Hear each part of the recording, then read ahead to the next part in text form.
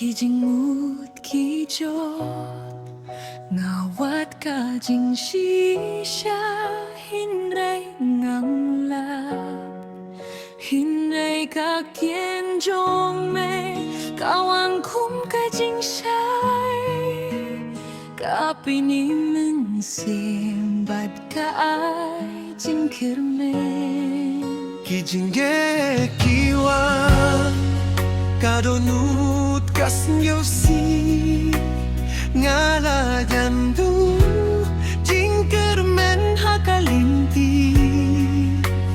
Hunray kakien jong me kakrem shanga wating adon bad me haman kapo kaki jangker kalong kajing shai kalam linti yang aman kasnin katien ublay kabaime kapan kelayak kajingin jong me kaay por kaay jing kirmen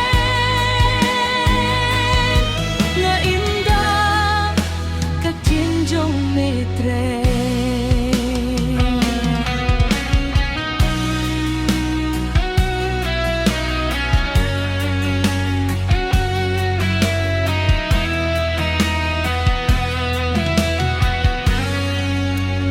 ha kajing du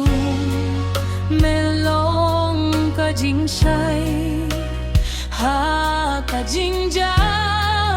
melong kalinti kakien jong me kam jukula kas